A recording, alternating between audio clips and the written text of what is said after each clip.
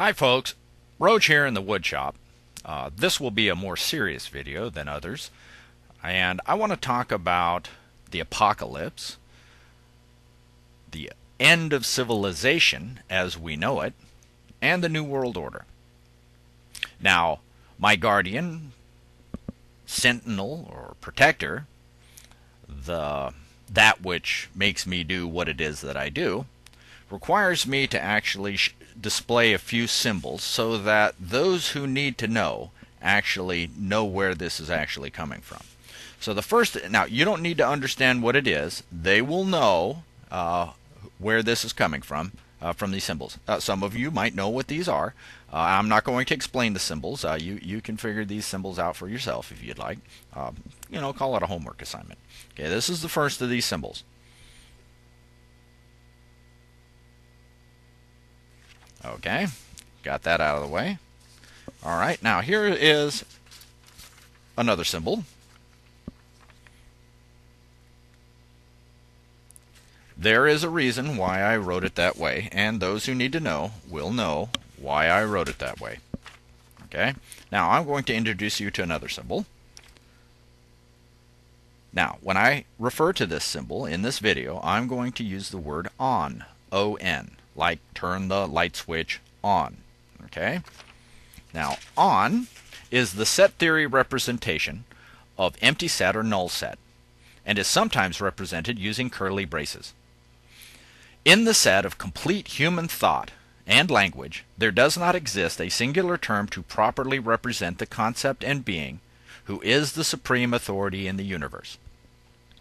Now, why not just use God? Well, there's a lot of problems with using God because a lot of people are conditioned to close up their ears. The other ones that are not often have their own interpretation of what that means. And if we're going to have a meeting of the minds, I can't rely on your interpretation. So I'm going to use on not as a symbol of what it is, but I'm going to take away all that we could possibly know in the universe as far as words, expressions, ideas, concepts, objects, everything, forces, materials. Take away all of that stuff, and what you're left with is the thing that has the supreme authority in the universe. So it is a symbol. The on symbol is a symbol of what it is not. And I'm going to use that because generally the left brain or ego requires some sort of object to hold on to. Otherwise, it can't think about it. Okay? So, and that presents kind of a problem if you're trying to relate meaning in a way that both you and I can understand and be on the level playing field, so that we can start at a point of mutual knowledge and understanding. Okay? So that symbol, the on symbol, okay, and those other symbols actually indicate what I am. Now, if you look in Wikipedia and you look up a word called disambiguation, or the golden rule, you'll see that symbol, okay, because that symbol also means disambiguation. The Freemasons also use that symbol to describe the black hole, okay, W-H-O-L-E, not H-O-L-E, okay. It's also a symbol for the tetragrammaton.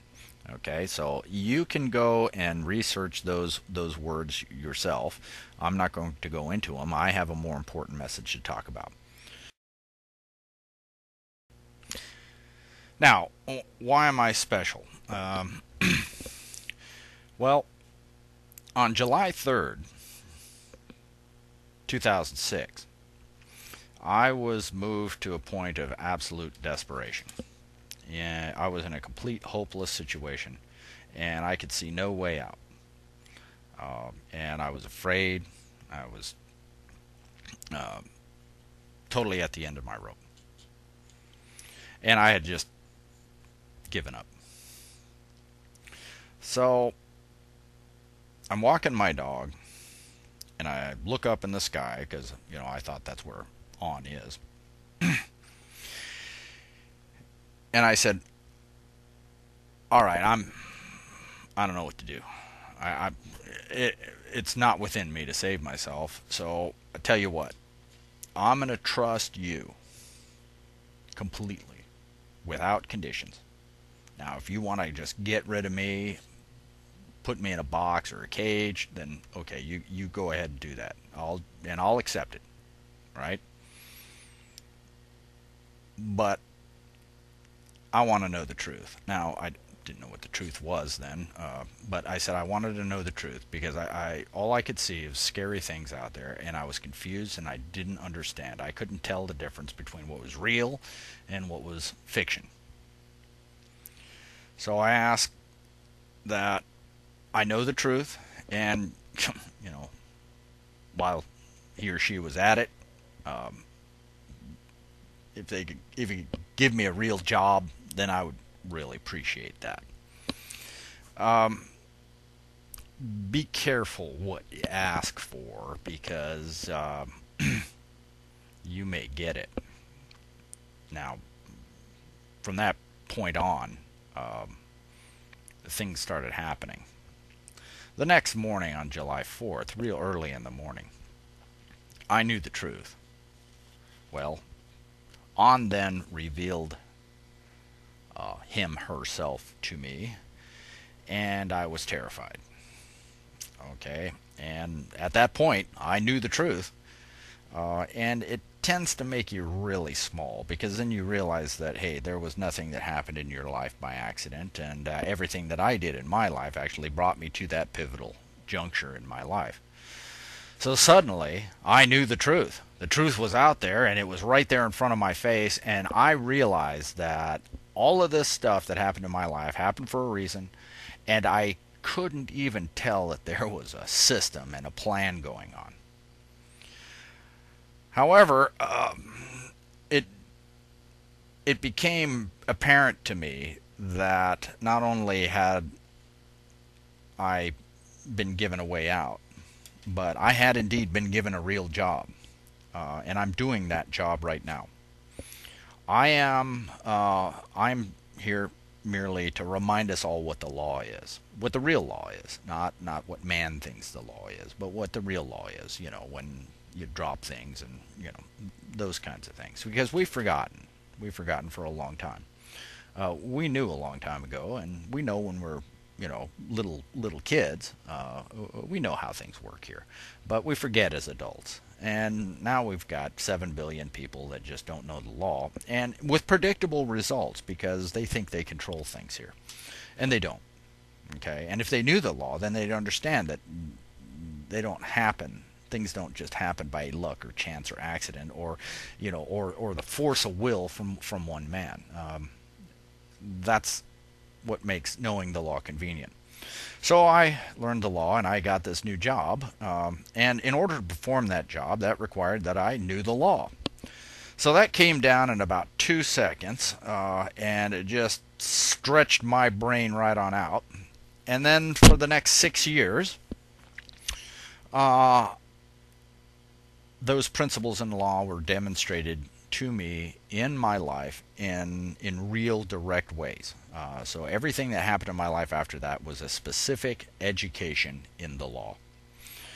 The more I learned, the less random things became, and the more predictable things became, to the point now where I have absolute certainty that everything does comport itself and is in alignment with these basic sets of natural principles that I call natural law. And it's not a matter of breaking the law or obeying the law. It's more like, okay, if you do this, then comfortable things happen. And if you do this, then uncomfortable things happen. And the way it's set up is there's nothing keeping you from doing the right thing or the wrong thing. That's not the way the law works. It just merely says, well, if you do this, then good things happen, and if you do this, then bad things happen. And of course, we look at it and say, oh, okay, well, it's just bad luck. You just have a string of bad luck, or hey, wow, what a lucky guy, But that's not what it is. That's not what it is. It's actually very easy to understand once you know principles of law. So that's what happened to me.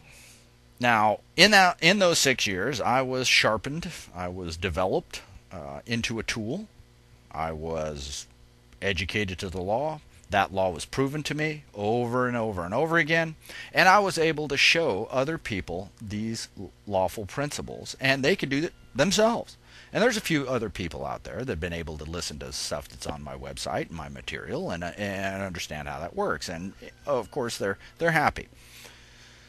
So on April 19th of 2012, that's when the fashioning of the tool ended and the actual using of the tool began.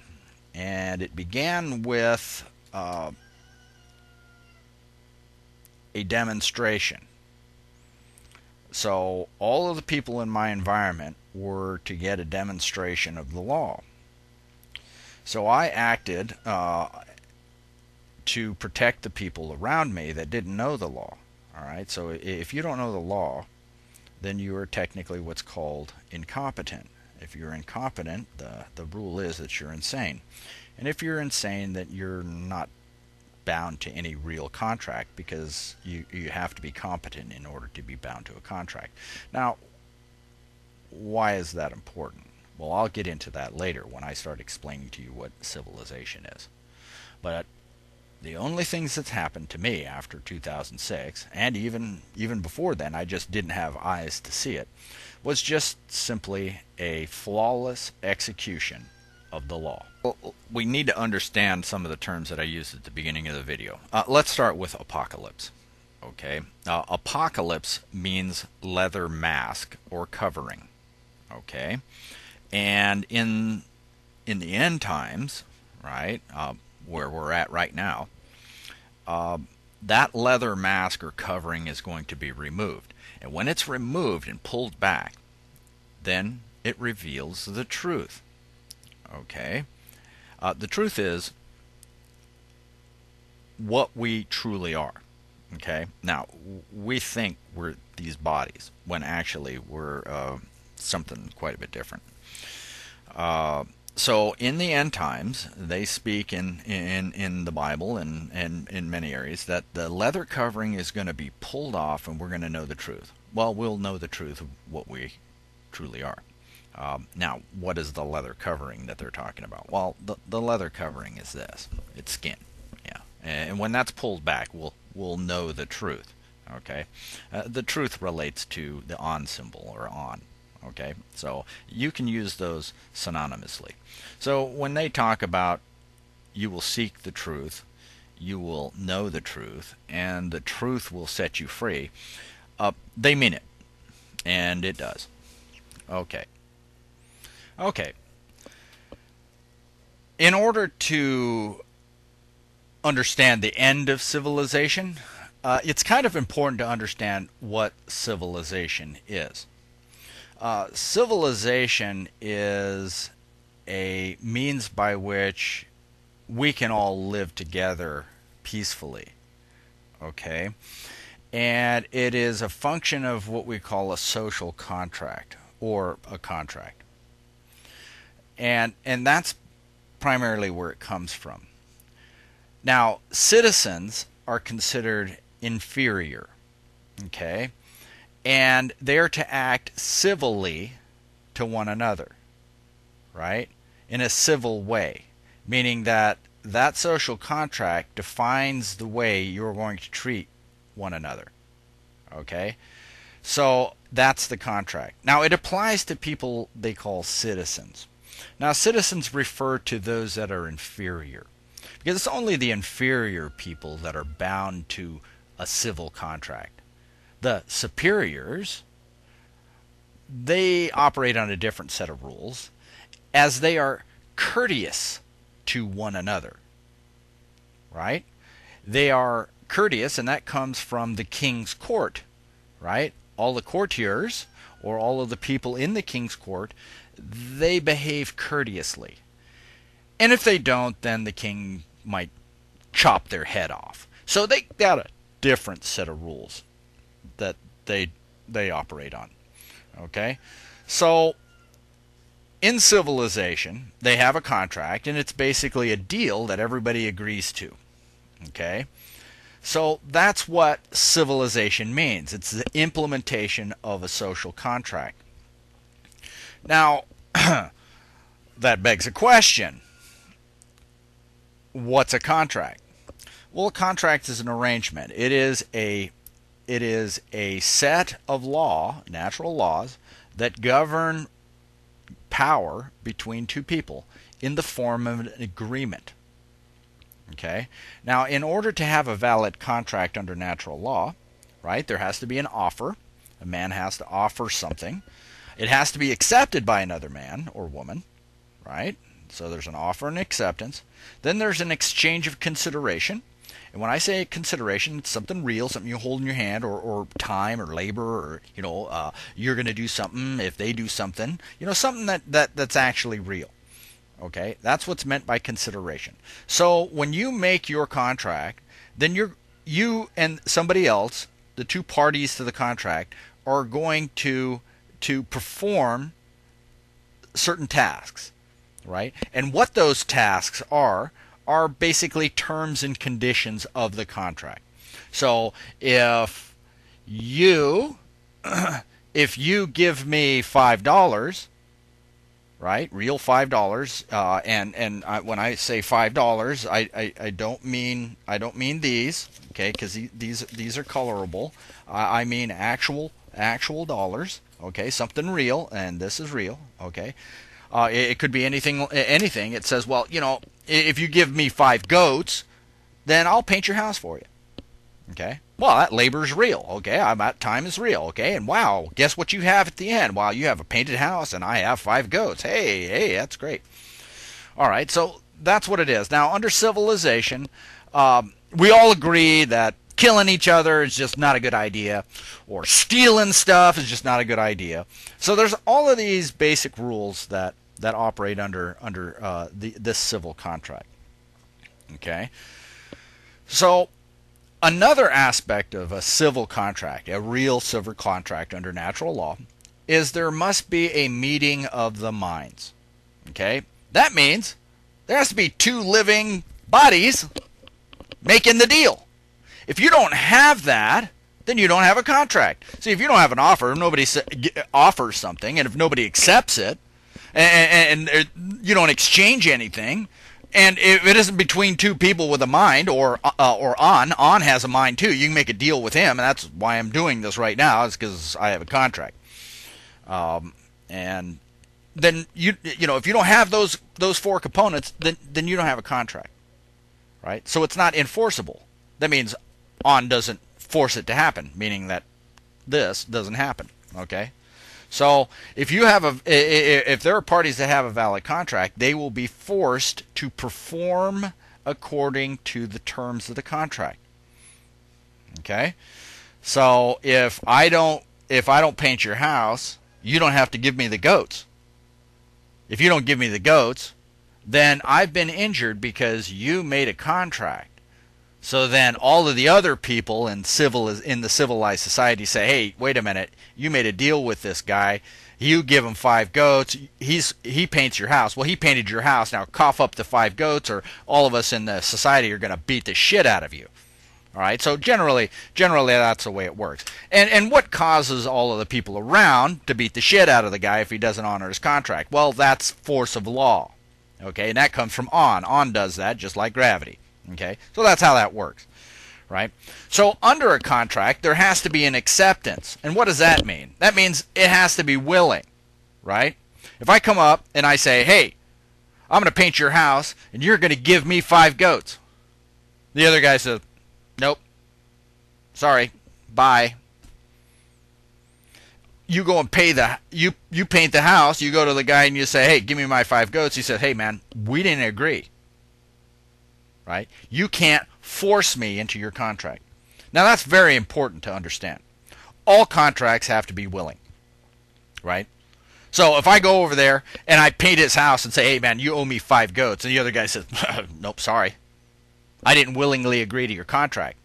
So the guy says, hey man, he goes to the other people in civilization and civil society and says, hey man, this guy owes me 5 goats. And he says, well, why does he owe you 5 goats? He says, well, I painted his house. And everybody looks around. He says, is that right? He says, no, man, he doesn't have a contract. He just went and painted my house, and then now he says he wants 5 goats, right? So then everybody looks around and says, hey, you're trying to commit a fraud. So then society goes and like beats the shit out of the guy that paints the house, okay, and tries to extort, goats out of the other guy, right? So that's a crime, okay. To be breaching in breach of contract is technically a crime. It's civil. It falls under this thing called tort, right? So then you sue in court, and that's just a bunch of people getting around and finding out what really went on.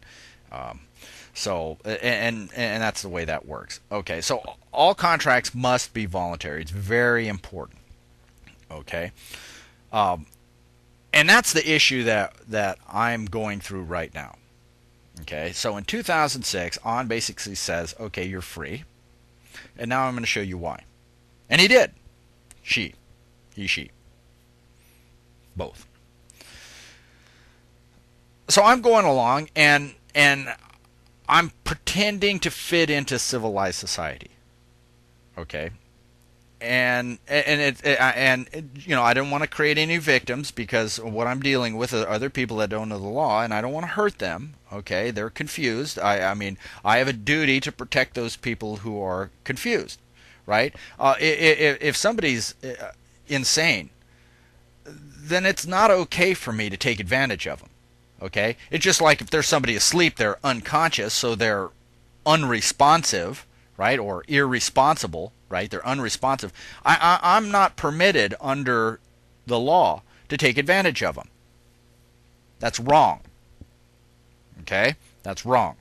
If somebody's insane, I'm not allowed to take advantage of them either. Okay? I have a responsibility to protect those irresponsible people, those insane people, from hurting themselves or hurting others. Okay? Because they don't know the difference. They don't know the law. They don't know the difference between right and wrong. So we have to protect them. Now that's what civilized society is supposed to be doing. But it's not. Okay? So I look at this civilized society and I say, wow, I really don't think it's a good idea for us to, group together and go over to other countries and kill other people. I don't think it's a real good idea for all of us to eat poisonous food or poisonous water. And I don't think certain guys can go and abuse other people just because they think they can. Okay, so then I looked at civil society and I says, I don't really want to be part of that, because technically they're not obeying the law.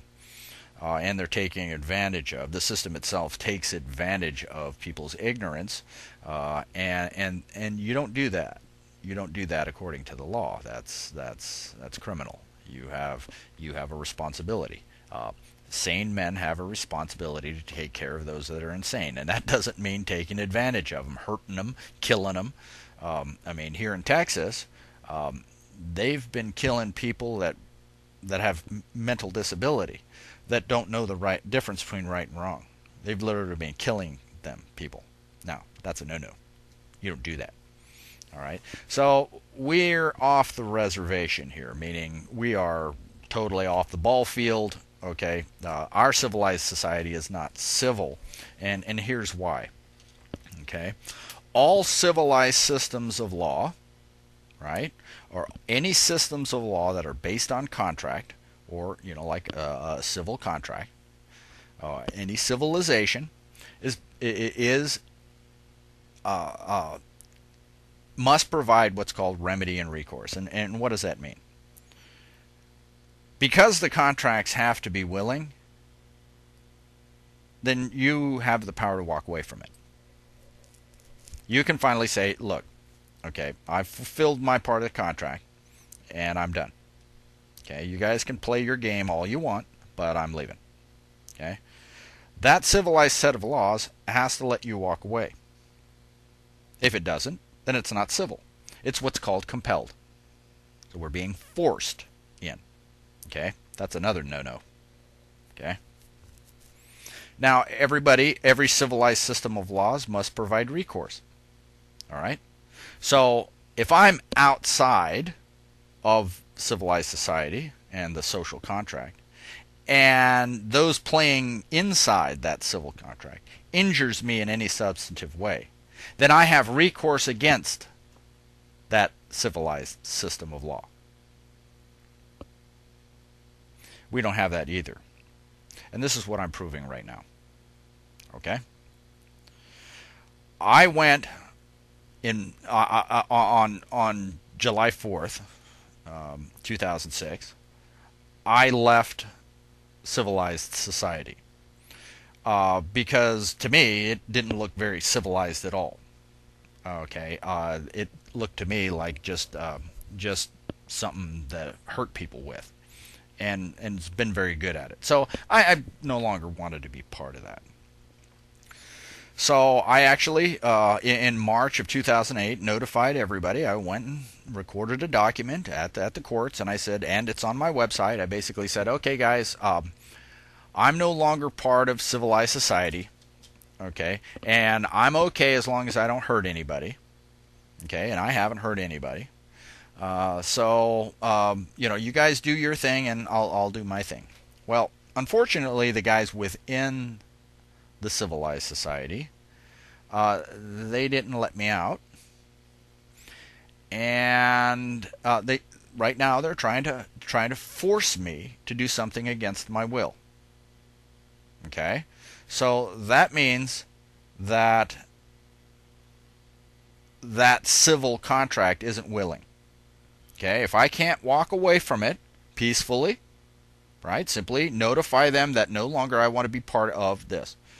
Right? I don't want to be part of your fiction of law, right? Because civilization is based on a fictional contract. Okay? Now, if you think it's okay outside of the civilization to go and kill somebody, you're going to learn really quick that gravity works and there are consequences for what you do. Okay? If you go and kill somebody, guess what? Chances are you're going to end up dead. Okay, because that's the way it works. If you steal something from somebody, then somebody will steal stuff from you. If you lie, you're going to be lied to, right? That's called the golden rule of disambiguity. If you look that up, you'll see a funny little symbol that I showed you, and it's the on symbol. That actually means disambiguation. Okay, and what does that mean? That means if you do unto others as you would have done unto you. Now, if you're okay with people stealing, then go ahead and steal. I mean, if you're okay with people stealing from you, then you go ahead and steal, because that's what's going to happen to you. If you think it's okay to lie, then people will lie to you, and you better be okay with it, because that's what's going to happen. Look at Mitt Romney and Obama. That's what they do. And if you think that's okay if that's the proper character for a president to have, somebody who really doesn't know the truth or speak the truth, then that's exactly the kind of president that you need. These guys are your president because I'm out of the system. Okay, and that's okay. You can do whatever it is that you want. I'm not saying that, hey, you have to do what I do or leave the system. If it works for you, I mean, then you just go ahead and do it. It hasn't worked for me. I was very uncomfortable. So here I am outside the system, and then eventually what happens is the people within the system says, no, you don't get to leave. Okay, so guess what that means? That means the contract is no longer willing. Okay, then I said, okay, well, you're injuring me, and they did injure me. They took my labor without my permission. So I said, hey, you're to pay me for my labor in something real. Goats. You can pay me in goats. Lots of goats. Don't care. Rocks. Don't care. There'll have to be a lot more rocks than goats, of course, because, to me, rocks aren't that valuable. And they said no. Well, guess what? I'm permitted under the law to walk away peacefully from civilized society. And civilized society has so far injured me, and I can I can be made whole. I can expect to be made whole because it injured me. Those two things haven't happened. So on October 16th, 2006, this will be the last time they are offered an opportunity to obey the law. That means they will let me walk away because I notified them properly in a peaceful way that I'm no longer part of their game. And they're to make all effort to make me whole. Because, see, I haven't been paid for any of my labor. They've been promises to pay, right? And we went over this in the other video. There's been promises to pay, but nobody has actually paid. I'm waiting for something real. Okay? So while I was in the system, I didn't get paid and it was okay. But see, I'm out of the system now. And they're not going to let me walk out of the system naked because it's against the law. Right? And if you don't believe me, it's in this book. This is documentation of the law. It's a lot more accurate documentation of the law than all of the stuff in Washington that's called policy. Okay, policy are just monopoly game rules. Okay, they can do anything they want in those monopoly game rules, and that's one of the reasons why I wanted to leave it, because I want to know, what law I agree to. Okay. Not only that, but they start enforcing these things called colorable contracts, and when you hear the word colorable, it means fiction. Okay, so if you don't know the difference between truth and fiction, then you're irresponsible. So I know the difference between contracts of color, and real contracts. So in order for a colorable contract to be bound, I have to, I have to agree to that, right? And no colorable contract subverts real natural law. Okay, it doesn't. I have to agree to it, or be stupid or ignorant of the law and not know that it doesn't apply. And that's not my case. I know that it doesn't apply. See, all is fair in fiction, but fiction, you can't make anything real out of fiction. That's why judges and attorneys says that natural law isn't supported in legality or fiction. And that's true, because you can't make anything real out of something that's fiction. Okay? Just doesn't happen. An Easter bunny isn't real. Okay? The Easter bunny is not real. Okay? And no matter what the Easter bunny thinks he's doing, he's not going to become real. Okay? So they're right when they say that. Okay? So all of our court systems, they don't deal in real law. They deal in colorable law. And I'm tired of that. It's too complicated. It's not fair. It seems that the only people that actually make it in this world are the people that commit more crime than anybody else, and then they get to be president. And I'm just not down with that. That's just not my deal. I'm not going to do that anymore. I want something substantive. I want to know that the people around me have real obligations, and I don't have to worry about them either injuring themselves or injuring me, and that we all act courteously to one another. So on October 16th, that will be when we all know if the system that is in place, and I mean all of them, I mean every government, every financial institution, every religious organization, every agency, every law enforcement group of law enforcement, anything that operates under color of law, we're going to find out by the end of the day on October 16th if it is a civilized system of law. And if it's not a civilized system of law, then it's going to go away. And here's why. Okay? I'm one man. I am sane and competent, and I know the law. I am therefore a witness. And all it takes is one witness here. Right? Now, if the whole world, 7 billion people, don't know the difference, that's okay. This one body, this one man, knows. So on August 16th, we're going to determine if these people are smart enough to actually obey the law. And if they let me walk away from the system, and they provide me recourse, meaning that, hey, I get what's due to me, then they can continue with civilization the way they want to, because every man at that point will be free to leave the system whenever they decide they've had enough. Until that time happens, right, then that question is still open. But after October 16th, we will know if we're dealing with a civilized system of law or a criminal system of law. Now, a criminal system of law immediately sustains consequences. At which point, if it's a criminal, then the victims get to be made whole. Okay? And there's going to be some big changes. If they do not obey the law, if they don't let me walk away, then the system's going to be removed. And how it's going to be removed is actually pretty subtle. They have all kinds of armies. They've got all kinds of people with guns. They've got tanks. They've got drones. They've got all of this equipment, and they think that because they have all of this equipment, that they're going to win in a fight. Well, what they don't realize is on actually controls whether or not that particular soldier is terrified.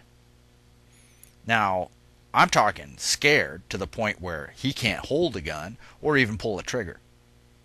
That he can't even face the angry mob that's running after him. That's how a weakling like Samson can take a jawbone of an ass and kick the crap out of the Philistine army.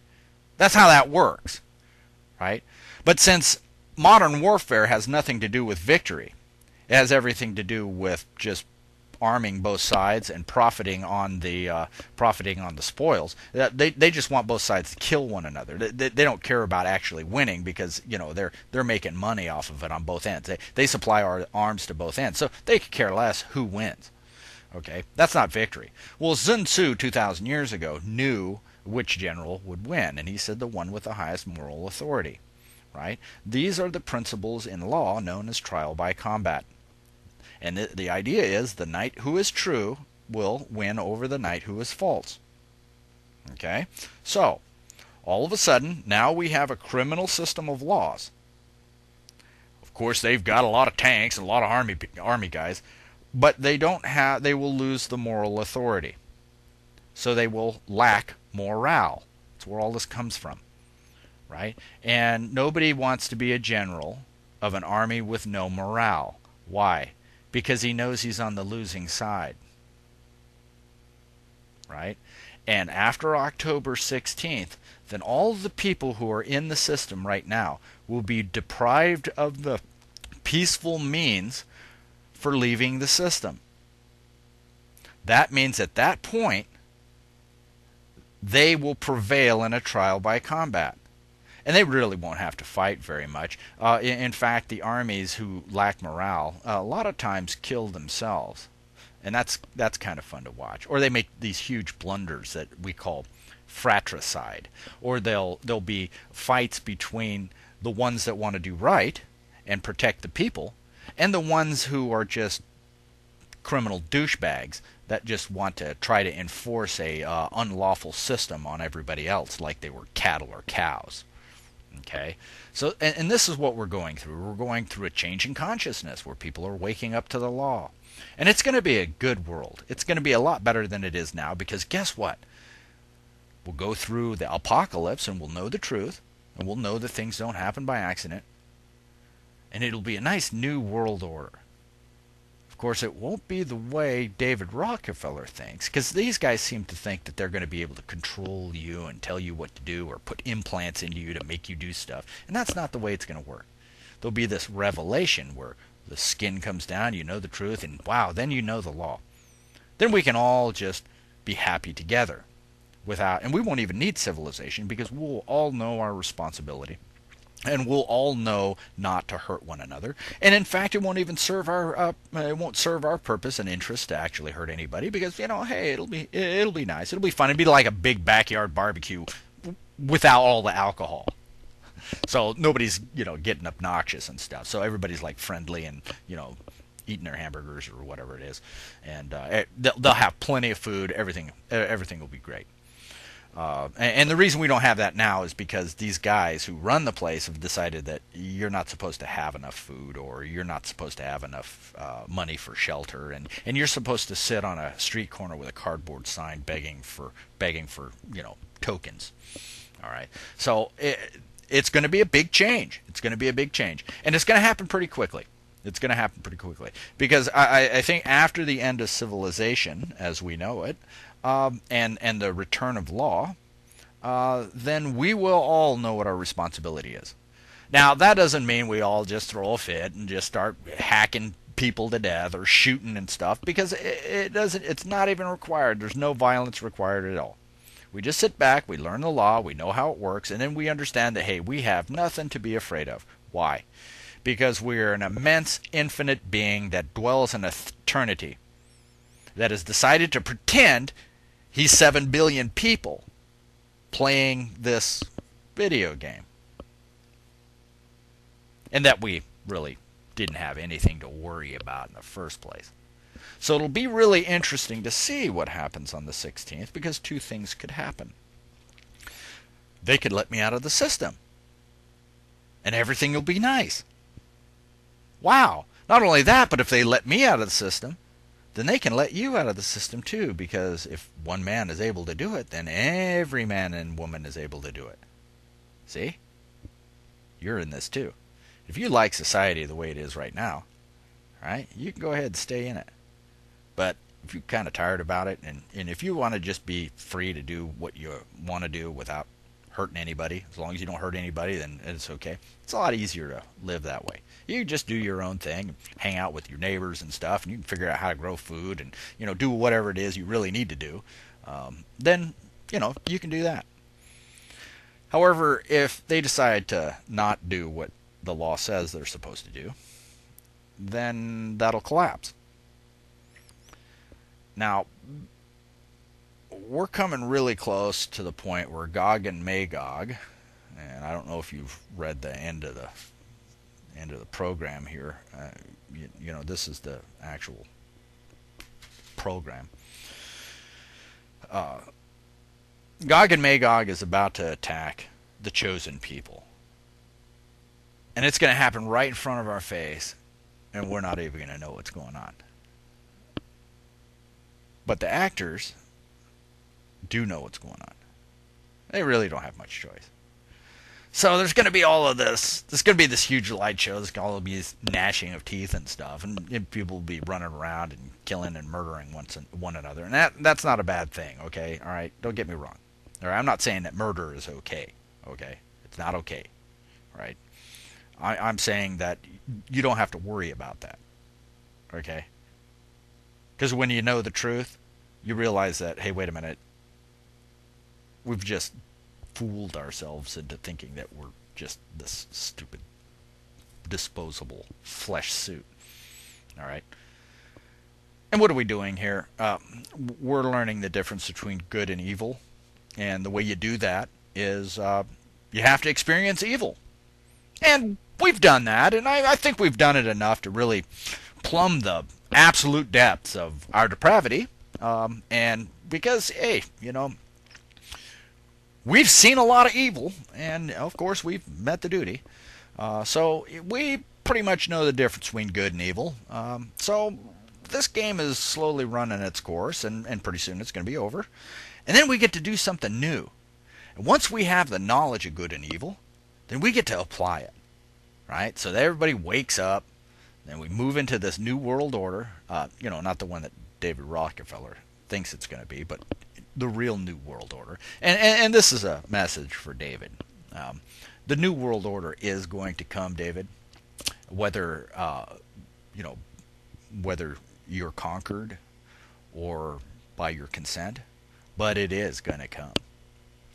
It is going to come. And you're right when you said that.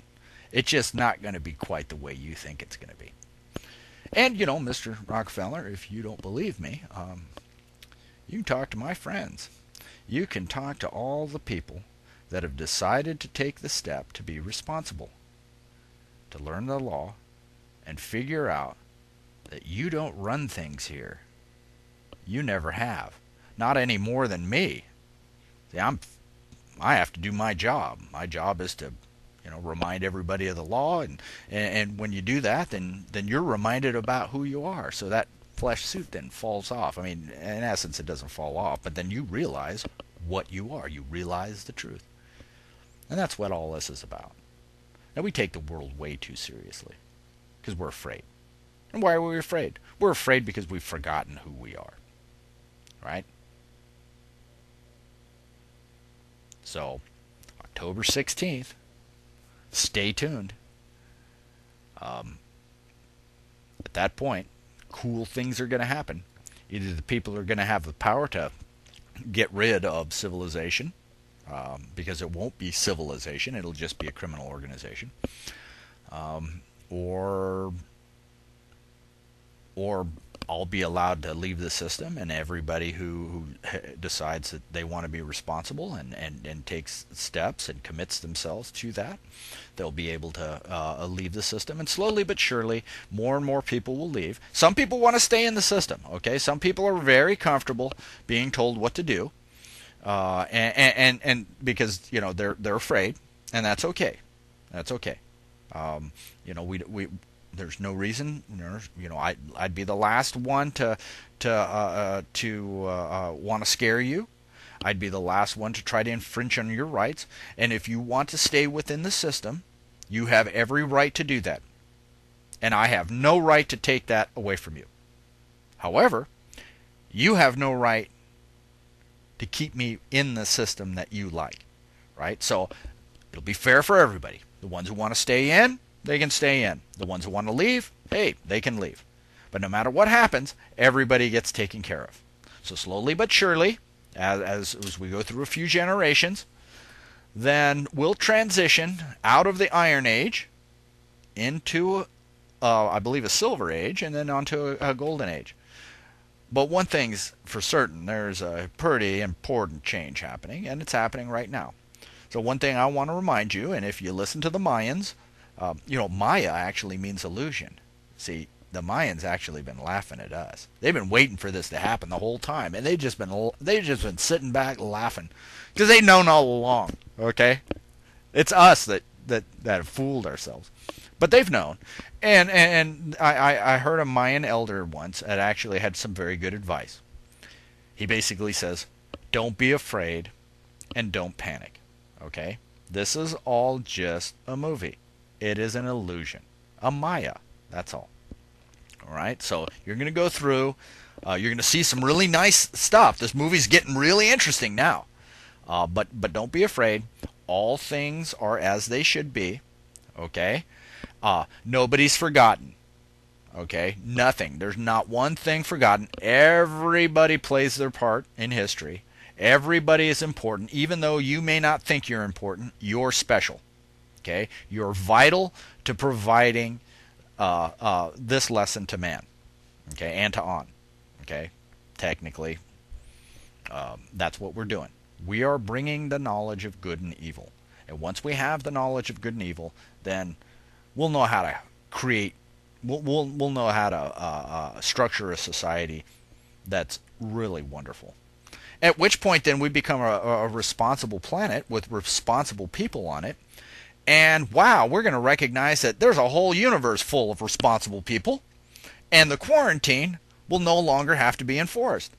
So there's some advantages to this. All right. So we've been dragging our feet. So it's really time for us to move forward on this and just put away that fear. Don't worry about it. Don't worry about it. You may be in a scary part of your life. I understand that.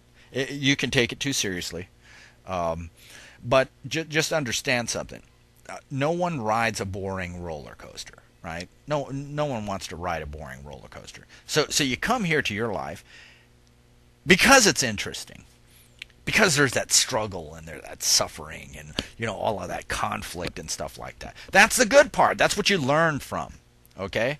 If it was wonderful all the time, you'd be bored. All right? So that's not that's not a meaningful way. However, when we move into this new paradigm, we're going to get to see the application of law, right? And that's what's going to make our experience interesting. We won't have to go about the whole suffering thing all the time. That's what's bringing us to this point. But we're going to actually see a flawless execution of the law, and that is going to be really interesting. Because On has got a great process going on here. I mean, and it's important and it's valuable, right? It's a great education. It's a self-exploration. On is looking and trying to experience her nature in the universe in that way. So that's the purpose of the universe. So On can experience itself, right? Because where on is, there are no mirrors. It doesn't know what it is. So it created a very highly organized, complex thought that we call the universe, that obeys very specific rules and very specific principles. So then on can actually explore things. And one of the ways that he does that is he creates consciousness and disconnects himself from it, right? And applies rules such that that consciousness thinks it's actually independent. So then on can actually watch all of this stuff going, and that tells him, it allows him to experience himself in a real substantive way and know himself, right? Many philosophers have said that the key is know thyself. Well, that's true for everyone, and that's true for on himself. And that's one of the reasons why we're doing this, and that's the reason why we're suffering, because we're learning, and it's important. And look, the key here is forgiveness. Okay, it's forgiveness, it's charity, and it's compassion. Well, why? Well, I don't have any flexibility in what it is that I do. I have a function here. I'm performing that function. I'm sitting back watching this body make all the moves and speak these words and do all of that stuff, and I'm just watching it. Right? I don't, the thing that's inside looking out of my eyes doesn't have any control about what words come out of this mouth or what it says or what it does. But that's a good thing, because nobody else does either. And if they're all going according to the movie and a script, and the purpose of the script is actually a good thing, and it's a good thing to know the difference between good and evil, then all the actors, all the bodies that are participating, it's okay. Cut them a break, right? If they're creating suffering in your experience, it's because you need it. That's what you're learning from. You're gathering that priceless experience. Oh, you might not like it. It may be uncomfortable for you. But it's those uncomfortable things that teach you the most. Right? So it's not a bad thing. You just need to think back, hey, wait a minute, that bad thing happened to me. Why was that a good thing to happen? And if you look for the reason, you'll find it. It's there. You'll know why those things. Especially if you apply the law. If you learn the law and you apply that to your situations in your life, you will know why things happen. And you'll see why they're a good thing. So you think back in your whole life, everything that happened, all that uncomfortable stuff, you'll find out the reasons why all that uncomfortable stuff had to happen. And you will see why it was a good thing. Then you'll actually like it. That's actually what enlightenment is. Because then you don't have that negative, ugly feeling about those things that happened. You can see why it was a good thing. So then you have that uncomfortable attachment to it. You can see, hey, okay, yeah, they broke my nose. Didn't like it. That guy, he hurt me. When you find out, well, you know what? I was talking shit about his wife, and he got mad, and I really shouldn't have said those things, right? And it was actually my fault. I really shouldn't have said that. So he was only doing what he was supposed to do, because I shouldn't have been doing that in the first place. And I learned my lesson, so I don't do that anymore. Okay? So that's, that was my life. I broke a lot of rules and caused a lot of my own suffering. And in every case, it was my fault, and it was stuff that I needed to learn. But once you learn it, then you don't have to do it again. So, October 16th, 2012. It's coming. It'll be real. And look, soon, some wonderful things are going to happen. So, but it's going to be interesting. Some of your bodies are going to be out of the game, but really doesn't matter. Nothing's lost. Nothing's forgotten. Don't worry. That pain is just part of it. You came here to experience that. That's it. Don't worry. It's okay. There is another side.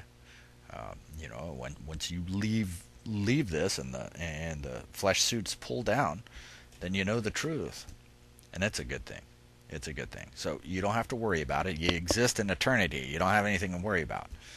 Even you atheists out there, they don't believe any of this bullshit. Okay, it's okay. You're probably in for the best surprise. Okay, so Just relax. It's cool. You're all forgiven, right? You're all forgiven. It was all fun. It's all practical joke. It's okay. Yeah, Alan Funt is going to show up with a camera and say, "Ha ha ha! See, that was all.